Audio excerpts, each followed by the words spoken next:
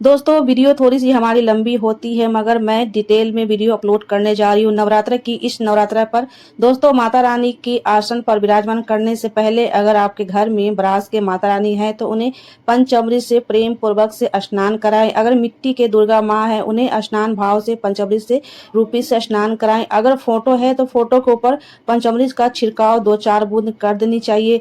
हमारे मंदिर में माता रानी की प्रतिमा है तो नवरात्रि के ठीक एक दिन पहले ही इनकी अच्छे से पंचामृत से स्नान कराने के बाद नए वस्त्र धारण करवाती हूँ।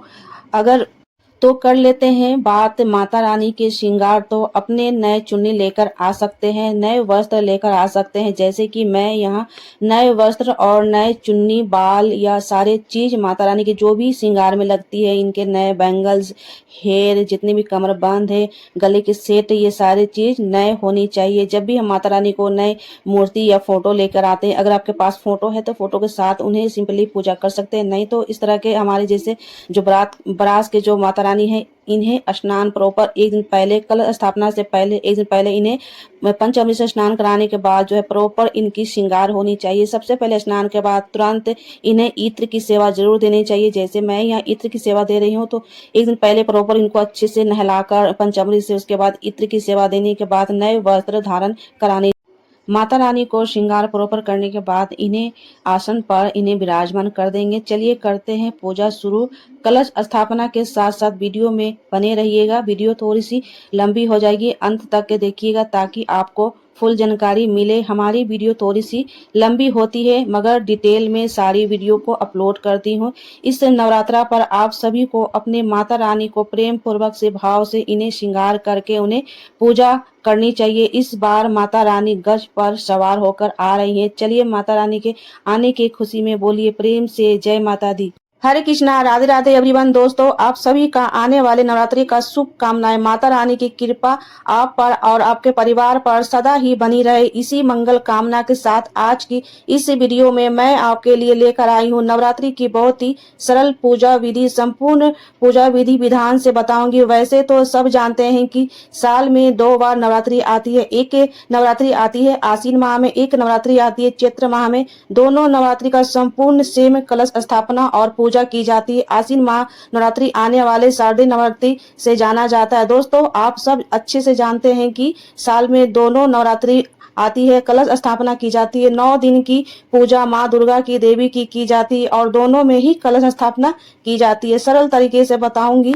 इन दोनों साल में नवरात्रि की पूजा 9 दिन की माँ दुर्गा की आराधना की जाती है। यह 9 दिन की आराधना काफी उत्तम माना जाता है। हर साधक 9 दिन के व्रत के उपवास करते हैं। इन 9 दिन के उपवास में 9 दुर्गे की पूजा की जाती है। चलिए दोस्तों सबसे खास बात यह बताते हैं कि अगर आप नवरात्रि की कलश स्थापना करने जा रहे हैं तो कहाँ करने जा रहे हैं। अगर आपके घर के मंदिर में जगह नहीं है तो मंदिर के जिस रूम में मंदिर है वहीं पर एक स्थान चयन कर ले ताकि वहां पर कम लोगों के आना जाना हो, क्योंकि वहां कलश स्थापन करने के बाद हिलाया डुलाया नहीं जाता है। 9 दिन की जाती है, वहीं पर हिलाया डुलाया नहीं जाता है। इसलिए ऐसा जगह चुनाव करें कि जहाँ की कलश स्थापना की जाएगी। सबसे जरूरी बात, अगर आपके घर में ब्रास की मूर्ति है तो उन्हें प्रेम पूर्वक भाव से स्नान करें, उन्हें नए वस्त्र धारण कराएं, पूजा के संकल्प ले। यदि फोटो है तो मिट्टी की मूर्ति है तो उन्हें पंचामृत से स्नान भाव रूपी करा के उन्हें आसन पर विराजमान करें। विराजमान करने से पहले वहां स्थान को अच्छे से साफ कर ले और थोड़ी सी गंगा जल छिड़क ले।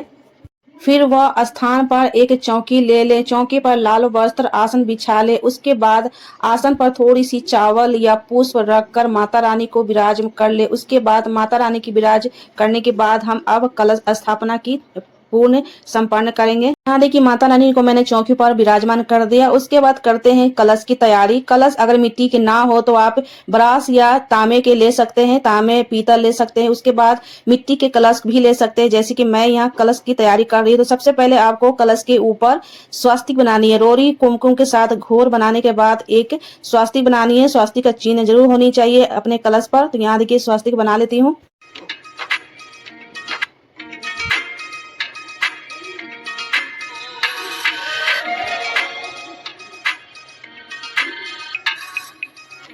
स्वास्तिक बनाने के बाद यहाँ पर मौली कंठ में बांध लेंगे। कंठ में मौली बांधने के बाद सबसे पहले डालेंगे गंगा जल डाल दीजिएगा। उसके बाद शुद्ध जल डालेंगे, पूरा कंठ तक जल को भरना है। जल को कंठ तक भरने के बाद इसमें सारे सामग्री डालेंगे, कलश में जो सामग्री डलती है। कलश के अंदर शुद्ध जल भरने के बाद सारे सामग्री डालेंगे। कलश के अंदर पुष्प डालेंगे, हल्दी के गांठ डालेंगे, बतासे, कमलकट्टे, सुपारी, लौंग, इलायची डाल देंगे। लौंग इलायची डाल देंगे। उसके बाद एक सिक्का डाल देंगे, थोड़ी सी चावल और जौ डाल देंगे। तो चावल जौ डालेंगे, इसमें थोड़ी सी कुमकुम डाल देंगे, सारे सामग्री इसमें ऐड कर देंगे। उसके बाद यहाँ देखिए कलश तैयारी हो गई है। थोड़ी सी हम कुमकुम डालने के बाद कलश के कंठ के पास थोड़ी सी सजा देंगे, थोड़ी सी टीका लगा देंगे, तिलक लगा देंगे। तिलक लगाने के बाद इस पर आम के पल्लो रख देंगे। आम के पल्लो के ऊपर हम एक कुमकुम और हल्दी का तिलक लगा देंगे। उसके बाद एक प्लेट में चावल थोड़ी सी रखेंगे। उसके बाद यहाँ देखिए अष्टदल मैं प्लेट में ही बना के रखी हूँ। उसके बाद ऊपर से रखेंगे कलश। कलश को मैंने रख दिया है आम के पल्लों पर। मैंने इस तरह से कुमकुम हल्दी लगाने के बाद एक प्लेट में चावल भी रख दिया है। उसके बाद एक जटा वाला नारियल लेंगे। जटा वाला नारियल इसको आपको लेनी है। उसके बाद लाल कपड़े से वस्त्र से जो है लपेटनी है। उसके बाद मोली से बांधनी है। नारियल का मुख अपने तरफ रख भी सकते हैं या सीधा भी रख सकते हैं, ये मायने नहीं रखा जाता है। यहाँ देखिए कलश के ऊपर मैंने नारियल को रख दिया है। जटा वाले नारियल लेना है, पानी वाला नारियल लेना है। इस तरह से नारियल को रख देंगे और मुख अपने तरफ रखेंगे, नारियल का मुख अपने तरफ रखेंगे। उसके बाद अब हम कर लेते हैं कलश की पूजा।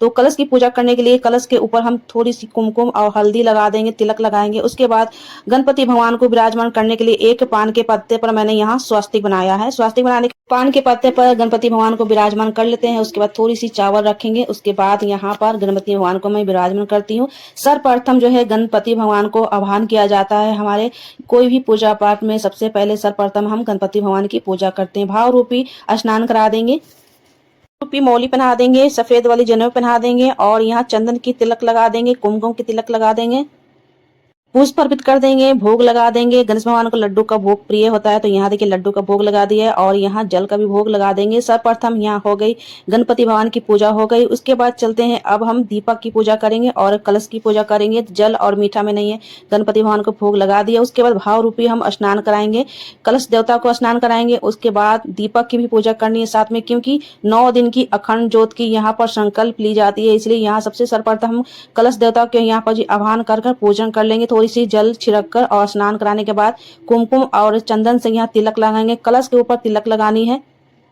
पूजा करने के बाद अब हम दीपक पूजित करेंगे। दीपक पूजित करने के लिए एक इस तरह का प्लेट लेना है और यहाँ देखिए प्लेट पर हम एक ओम बना देंगे या स्वस्तिक बनाएंगे। तो स्वस्तिक ओम बनाने के बाद थोड़ी सी रखेंगे प्लेट के ऊपर चावल रखने के बाद दीपक इसमें रखेंगे। घी का दीपक आप पूजित कर सकते हैं या तो तिली का तेल का दीपक पूजित करते हैं। 9 दिन का घी और या तो आप तिली का तेल पूजित कर सकते हैं। उसके बाद यहाँ दीपक भी पूजन करने के बाद यहाँ दीपक को पूजित करेंगे और यहाँ देखिए दीपक की भी पूजा हो गई है। कलश और दीपक की पूजा करने के बाद भगवान गणेश की पूजा करने के बाद अब हम चलते हैं ज्वार पूजा करने के लिए। यानी कि मैंने अलग से यहाँ पर स्टैंड लगाया, क्योंकि चौकी पर जगह नहीं थी तो मैंने पास में ही अलग से एक स्टैंड रख लिया। इसी पर हम रखेंगे ज्वार और यहाँ देखिए मिट्टी में मैंने ज्वार लगा दिया है। उसके बाद मिट्टी के पात्र को हल्के से कुमकुम हल्दी से पूजन कर लेंगे। पूजन करने के बाद इसी स्टैंड पर रख देंगे ज्वार को। तो यहाँ देखिए ज्वार की पूजा मैंने कर ली, एक पुष्प अर्पित कर देंगे। तो यहाँ देखिए हल्दी कुमकुम मैंने लगा दिया। उसके बाद चलिए अब माँ की करते हैं पूजा। तो यहाँ देखिए भाव रूपी स्नान करा देंगे माँ को और माँ को हम कुमकुम लगा देंगे। कुमकुम लगाने के बाद पुष्प अर्पित करेंगे। अगर आज के दिन उड़हल के पुष्प मिल जाती है तो अति उत्तम होती है, क्योंकि माँ को और उड़हल के पुष्प काफी प्रिय है। इसलिए अगर है तो माँ को उड़हल के फूल 9 दिन ही अर्पित की जाती है। यहाँ मेरे पास नहीं तो मैंने गेंदे के पुष्प अर्पित किया। उसके बाद धूप दिखा देंगे। दीपक पूजित मैंने कर लिया है और यहाँ धूप दिखाने के बाद यहीं पर रख देंगे। तो धूप दिखाने के बाद पान के पत्ते लेंगे। पान के पत्ते पर जोड़े ही भोग लगाया जाता है। जैसे कि मैंने 2 बतासे लिए, 2 लौंग लेनी है, 2 इलायची लेनी है, 2 सुपारी लेनी है। तो माँ को भोग पान के पत्ते पे ही लगती है। तो यहाँ देखिए 2 बतासे और लौंग, इलायची, सुपारी और यहाँ रख लिया। उसके बाद माँ को लगाते हैं भोग। इस तरह से माँ को छुआकर हम यहीं पर भोग रख देंगे पान के पत्ते पर, जो भी मैंने बतासे और लौंग इलायची लगाया। उसके बाद फल के भोग लगा देंगे और कुछ मीठा के भोग लगा देंगे। ड्राई फ्रूट का भोग जरूर लगाएंगे, अखरोट, किशमिश, काजू, नारियल, ये सारे पचमेवा भोग जरूर लगाएंगे। उसके बाद यहाँ देखिए फल में जो भी फल मिल जाती है बसंत ऋतु, वो फल यहाँ पर लगा देंगे। तो यहाँ माँ को भी भोग लग गया है फल का भी। 11 तरह के जो श्रृंगार के सामान आपको लेनी है, चूड़ी, सिंदूर, बिंदी, नेल पॉलिश, आलता, चुन्नी। तो 11 प्रकार के आपको यहाँ पर माँ को श्रृंगार चढ़ानी है। यहाँ देखिए बतासे की भोग मैंने फिर से अलग से लगाया है और यहाँ जल का भी भोग हम साथ में लगा देंगे। पूजा की सामग्री माँ को स्पर्श करते हुए सारे माँ के पास हम रख देंगे। उसके बाद 1 लोटा जल लेना है, क्योंकि पाठ करने से पहले 1 लोटा आपको जल यहाँ पर रखना है। और यहाँ देखिए पहला दूसरा अध्याय 9 दिन अध्याय की जाती है। तो सबसे पहले कवच पढ़ने के बाद और यहाँ पहला दूसरा अध्याय की जाती है। यहाँ पाठ करने के लिए आपको हाथ में 1 पुष्प सिक्का चावल लेकर ही पाठ करनी होती है। 1 लोटा जल लेके पढ़नी होती है, पाठ करनी होती है। उसके बाद पाठ कंप्लीट होने के बाद जो पुष्प पैसे हैं वो माँ के चरणों में छोड़ देंगे, कर लेंगे। यहाँ आरती कपूर और लौंग इलायची की आरती कर लेंगे। उसके बाद आरती करने के बाद एक ही आरती आपको पूरे 9 दिन तक करनी है, क्योंकि अलग अलग बदल कर आरती नहीं करनी है। एक आरती 9 दिन चलेगी और उसके बाद आरती पूरे घर में घुमा देंगे। उसके बाद करेंगे अग्यारी। अग्यारी की जो हवन जरूर करनी चाहिए। यहाँ गाय के उबले हुए कंडे को अग्यारी पर हम बतासे, लौंग, इलायची और कपूर, एक गूगल भी ले सकते हैं। गूगल नहीं है तो सिर्फ घी भी डालकर हवन कर सकते हैं। गूगल डालने से आपके पूरे घर में सुगंधित हो जाती है, इसलिए चाहे तो आप गूगल भी डालकर हवन कर सकते हैं। थोड़ी सी घी डाल देंगे, थोड़ा थोड़ा घी आपको स्मरण करते हुए माँ का एक मंत्र ले लीजिएगा, कोई भी मंत्र ले लीजिएगा। उसके बाद हवन समय जो है मंत्र ये जाप की जाती है। मैंने इसमें कपूर डाल दी है। उसके बाद एक पतासे जोरे में ही जो है लौंग इलायची माँ को अर्पित की जाती है। यहाँ पर मैंने तो दोस्तों ये थी हवन। और हवन इस तरह से गाय के उबले से कंडे से अग्यारी कर कर माँ को हवन की जाती है। जोरे में ही जो है ना लौंग, इलायची, बतासे, कपूर, घी, गूगल ये सारी चीज डालकर माँ के सामने हवन करते हैं, क्योंकि ये हवन जो है माँ को सबसे ज्यादा प्रिय है। कैसी लगी हमारी ये पूजा, ये कलश स्थापना की पूजा आपको कैसी लगी? ऐसा ही हमारे तीज त्योहार से जुड़े रहने के लिए, हमारे वीडियो को देखने के लिए चैनल को अभी तक सब्सक्राइब नहीं किए तो प्लीज चैनल को सब्सक्राइब कर लीजिए, ताकि ऐसा ही वीडियो हम समय तो समय आप सबके साथ साथ लाते रहें। और वीडियो पसंद आई हो तो शेयर कमेंट जरूर कीजिएगा। कमेंट बॉक्स में जय माता दी जरूर कीजिएगा। मिलते हैं नेक्स्ट वीडियो में। हमारे तीज त्योहार पूजा पाठ वीडियो से जुड़े रहने के लिए चैनल को सब्सक्राइब कर लीजिए। मिलते हैं नेक्स्ट वीडियो में, तब तक लीजिए हरे कृष्णा, राधे राधे, जय माता दी। से प्रेम से बोलिए जय माता दी।